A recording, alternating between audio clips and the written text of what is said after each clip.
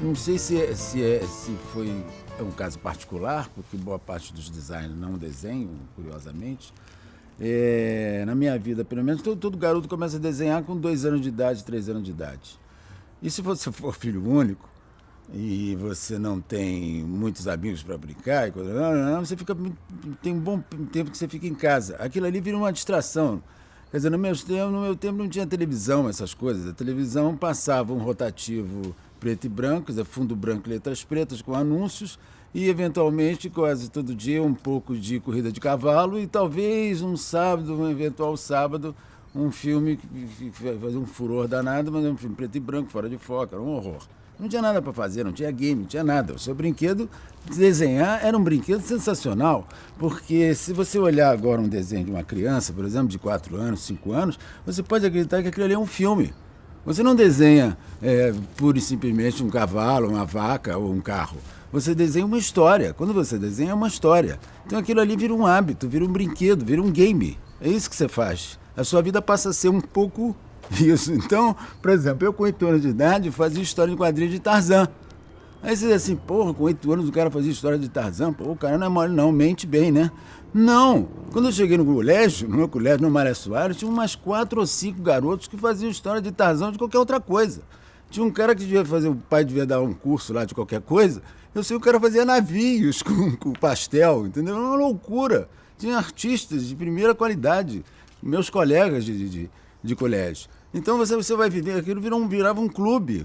Você vai passando a conviver com um mundo de desenhadores infantis. E os pais não sabem disso. Eu acho que você é um débil mental que fica lá rabiscando papel, jogando caderno de escolar fora, entendeu? Rabiscando. Tem uma outra coisa interessante também. Quando você lida com isso por algum tempo, ele te ajuda muito a você mostrar o que você está pensando. Eu desenho melhor do que eu escrevo, entendeu? E facilita muito. A boa parte dos designers não desenham, não sei porquê, ou não desenvolveram, ou não quiseram, ou tem preguiça, ou não consideram importante, mas é muito bom, faz muito bem a saúde. Todo cineasta devia saber desenhar, um diretor de novela devia saber desenhar, todo mundo deve saber como explicar aquilo. Porque você tem a luz e sombra, se você domina mais ou menos isso, você consegue colocar qualquer coisa em qualquer lugar sem papo, entendeu? Aquilo ali não tem língua. Pelo menos para mim, eu acho que talvez tenha começado com o meu velho, ele trabalhava numa prancheta, era arquiteto, sei lá, e eu sempre vi aquele cara em cima da prancheta com umas ferramentas, uns espetos, né, papel e tal. Talvez isso tenha me levado para desarrolhar essa história. E assim vai, por exemplo, apareceu no profissional, né? Apareceu um vizinho meu, que eu tinha uma vizinha que ela era presbiteriana, né, protestante, severa e tal. Tinha uma filha e tal, que estava namorando um cara que era da igreja e tal, que era um paraguaio.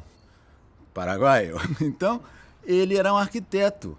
E ele precisava de mais igrejas para os projetos dele. Ele fazia projeto de igreja. Eu digo, dá para você desenhar uma igreja? Eu devia ter uns 13, 14 anos de idade, entendeu? Eu digo, quem sabe, talvez, o que perspectiva você sabe fazer? Eu era um garoto, cara, um guri, uma merreca. E eu disse, eu não sei o que é perspectiva. Se você me disser, me ensinar, tudo bem. E eu comecei a fazer perspectiva pro cara. Isso acontece. Por exemplo, tinha um outro vizinho que ele era gerente da Herdeiro. A Herdeiro era uma rede de lojas que vendia roupa para criança. Um belo dia, o meu vizinho chega e fica assim, todos os vizinhos. Isso em Copacabana, num prédio de kitnet. Cheio de tal. Então, e o cara disse, você desenha camisa? Eu comecei a desenhar camisa pro cara. E comecei a desenhar camisa para Herdeiro e para a loja do lado, e para outra loja, e para outra loja. Em Copacabana, isso. Entendeu? Cheio de lojas de camisa. Estava começando o mundo da camiseta. Então eu abri uma camiseta assim, espetava ela nos 4 cantos e começava a desenhar. Desenhava desde o Pato Donald até navio, desenhava Hong Kong, entendeu? No Porto de Hong Kong. Mas qualquer coisa que eu fizesse, eles compravam. Era uma sensação, isso é doido. Mas eu no vestibular. Então, vestibular a gente tinha aulas de desenho. Aí eu não ia às aulas de desenho, que eu me achava o máximo, né? E o vestibular de arquitetura era um vestibular cheio de desenhadores, cheio de maluco, né? Todo mundo desenhava. Mas eu não ia à aula de desenho, mas os professores não se incomodavam com isso, não. Achavam muito interessante. Um professor meu chegou um dia e disse assim, olha, eu vou te apresentar um amigo meu. Pega aí teus desenhos, 3 desenhos, e vai lá no amigo meu. Quando eu fui no amigo dele, que era na minha rua mesmo, era o Ziraldo. O Ziraldo não era o Ziraldão que é hoje, ele era o Ziraldo Pasquim. Quem lia o Pasquim sabia quem era, quem não lia não sabia. O Pasquim estava no auge na época. Quando chegou lá no Ziraldo, sabe quem estava lá? Miguel Paiva, desenhando ali, fazendo escritório. Miguel não se aborrece nunca de dizer isso, porque é assim que eu conheço ele, é assim que nos conhecemos. Eu levando portfólio e ele lá, tinha arranjado lá um troco. Aí o Ziraldo olha, por exemplo, na minha mesa, que eu pintava as camisas e tal, tinha um papel branco. Todas as mesas se botavam um papel branco para não sujar a mesa, de tinta. A mesa era mesa de jantar, né? De comer. E aí esse papel branco, eu enchia, eu rabiscava nele, né? Eu anotava qualquer coisa, né? E esse papel virou uma ilustração. Quando eu vi, e aquilo ali tinha um desenho grande, porque não fazia desenho grande, eu fazia desenho em coisa de colégio. Aí aquele desenho grande, cheio de Beatles, eu botei mais alguns Beatles, e aquilo ali virou um desenho mesmo, o primeiro desenho grande que eu fiz, talvez. Levei lá no Ziraldo. Não deu outro, ele ligou pro Rui Castro, que era editor da Fair Play. Fair Play era uma revista que imitava Playboy, que misturava intelectual com mulher nua, né? E aí o Rui imediatamente fez uma matéria para aquele desenho. Olha só como é que eram esses tempos. O cara fez uma matéria para poder publicar o desenho, para justificar o desenho. Ele mesmo assina a matéria. E ele era editor da revista. Aí apareceu, por exemplo, a Pomba. Eu não me lembro como é que essas revistas apareciam. A Pomba, por exemplo, quem estava lá, eu falo com ele, era redator da revista. Você está entendendo? Porque todo mundo. Eu peguei essa geração de. Agora estou com a ambição, tem a minha idade, um pouco mais, e agora sou não sei o que lá, mas estava ciscando no mundo para sobreviver. Estava com problemas financeiros, precisava de um emprego e tal, fui ser manchador na Fair Play. Né? Porque eu desenhava bem e tal, não sei o que lá, mas nunca fui um manchador de primeira, né? Mas tudo bem, estamos lá, estamos aí. Eu era mais um layoutista, um cara de criação e tal. E nessa que eu sou manchador da Fair Play, não sei como. Ah, sim, a Embrafilme me encomendou um cartaz. O maior erro e maior acerto que o cinema cometeu, né? Que assim que ele encomendou o cartaz, isso, aquilo, não encomendou outras coisas. Então, um belo dia, o diretor de arte, que era filho do Rubem Braga, Roberto Braga, gente boa demais, me ligou e disse: Pimenta, estão abrindo aqui uma concorrência, eu queria que você ganhasse, que você é o cara, entendeu? Aí, então tá, combinado assim, você não vai querer nenhuma comissão, Roberto, tu tem certeza? Roberto me adorava, me levava pra casa dele pra tomar uísque e tal. Ele era um bonachão, eu vinha na casa do pai dele e tal. E aí a Embrafilme era um parque de diversão, aquilo era um colégio. Então eram campanhas de cinema que se fazia. Fazer campanha de cinema é uma coisa sensacional, entendeu? Porque o cinema é uma coisa lúdica, é como fazer uma capa de livro enorme, entendeu? Só que você tem que fazer televisão, rádio, outdoor, e o cartaz. Aí eu descobri lá mesmo que o cartaz era incrível, que você assinava o cartaz e você virava artista plástico. Tá entendendo? Eu era um designer, não era um artista plástico, malandro, entendeu?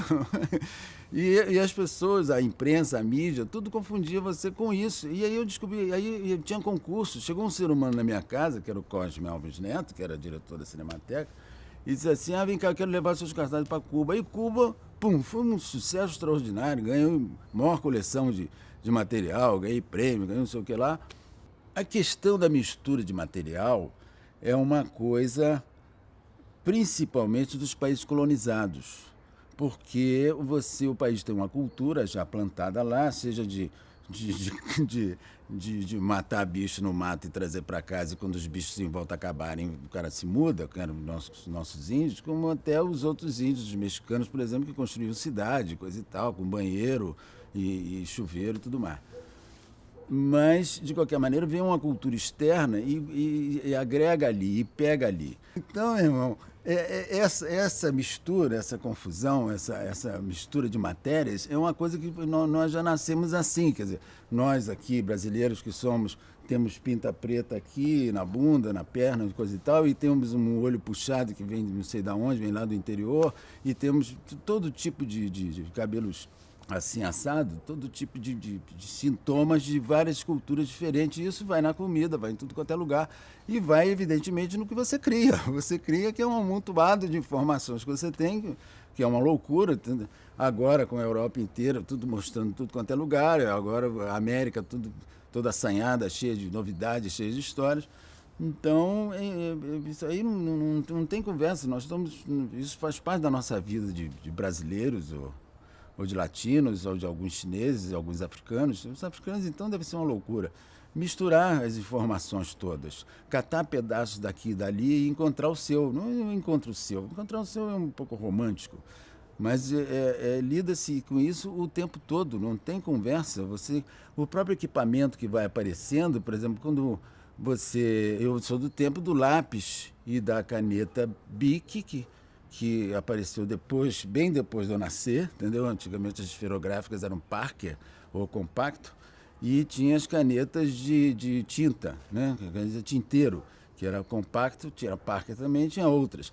Desenhar com caneta de tinteiro era o máximo, era um barato e tal. E tinha o bico de pena, que você usava nanquim, porque essas canetas todas usavam a cor azul. Aí, de repente, me aparece lá, pelo não sei que idade, uma canetinha que era da arquitetura. A arquitetura deu muita ferramenta para a gente se divertir, entendeu? Então, essas ferramentas a gente usava para desenhar. E apareceu uma caneta de nanquim que você sacudia assim, bombeava o nanquim para a ponta da caneta e com aquilo você desenhava. Isso aí tinha uma influência enorme sobre o que você fazia, entendeu? Os pincéis ingleses, o Winsor, que você comprava em Nova York depois de velho, tinha influência no que você fazia. O airbrush, que era um motor de dentista, sei lá o que era aquilo, de pintar coisa, você pintava com ele, enchia de tinta uma coisa com o airbrush. Isso eram ferramentas, todas aspas, importadas ou tecnologias de você praticar o desenho, praticar a pintura, e eram todas importadas, eram coisas que vinham e apareciam catálogos feitos com aquelas ferramentas. Isso tudo é uma mistura de coisas. Quando você vê o Elo Submarino, por exemplo, me lembrei que o Miguel Paiva desenhava estilo Yellow Submarino lá na casa do Ziraldo. Eu falei, Miguel, esse estilo é do Yellow Submarino. Eu disse, até hoje, quando você olha o desenho dele no jornal, se vocês prestarem atenção, lembra o Yellow Submarino. Mas todos nós desenhamos o Yellow Submarino, porque aquele foi um desenho animado espetacular, completamente fora do que acontecia, mas de muito bom gosto e completamente louco, né? Então, essas coisas todas se vivia com isso, se vive com isso o tempo todo. Então, mesmo hoje em dia, faz parte da nossa brincadeira e do nosso lúdico, ainda mais não é nessa história de que criança vive sonhando e desenha roteiros. Quando você encontra com Dalí, por exemplo, com Escher, com essas coisas, aquilo ali é natural, entendeu? Você já conhecia um pouco aquilo, de você desenhar sonhos, desenhar histórias.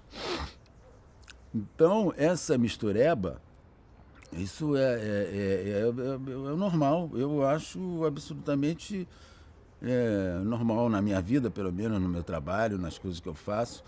Faz parte dessa brincadeira de misturar valores completamente diversos para chegar a um resultado, para comunicar alguma coisa. Principalmente se aquela coisa tem que ter um conteúdo muito aberto, muito abrangente. Nada melhor do que você já misturar as coisas que você está habituado a lidar, como se fazer vitamina, fazer uma feijoada com os ingredientes. Feijoada é um pouco isso, né? Que é uma mistura de algumas culturas para chegar a uma conclusão. A comida tem muito esse negócio. A joia é uma peça, é uma escultura. Quem lida com desenho, ele lida com todo tipo de coisa. Ele lida com cinema, lida com escultura, lida com não sei o quê. Tudo que passa pelo desenho, tudo que é desenhável, de carro, qualquer coisa, a joia passa a tá nesse segmento. Eu mesmo já pensei em algumas joias. Tem até umas coisas desenhadas para joia, mas eu tenho esculturas também para outras situações. Eu fiz muito também, como eu disse, sinalizações que passam por esculturas urbanas e tudo mais. E a joia é uma escultura pequena. Então e aquilo é uma coisa micro, né? Você lida com a referência é o tamanho, que é muito peculiar, mas o ser humano, quando ele olha uma joia, o olho vai lá dentro, entendeu? Não é uma peça enorme que você vê numa praça, ou um cartaz, ou uma coisa que está numa revista. Não, é uma coisa que ele tem que perceber aquilo, tem que lidar com aquilo de maneira muito peculiar. Então você tem pouco espaço para você informar o que está ali. Não, ali não tem nada escrito. Ali você tem pouco espaço para entender que aquilo é um pássaro, ou é isso, ou aquilo, não sei o que, ou seja qual for a ideia que você teve. É sensacional, é um exercício espetacular, é como uma logomarca. É como um pouco escultura. Escultura se vê muito de longe também, né? Até o próprio cartaz de cinema se vê muito de longe, então você tem que resumir a sua informação. E a joia é sensacional, porque esse resumo é levado a sério. Deve ser muito agradável desenhar joias. Eu nunca tive a oportunidade de vender desenhos de joias, nem receber encomenda. É uma pena, mas vocês podem pensar nessa possibilidade, entendeu? Porque eu sou uma pessoa muito eclética, muito esperta, conheço tudo e já tenho idade suficiente para desenhar qualquer coisa.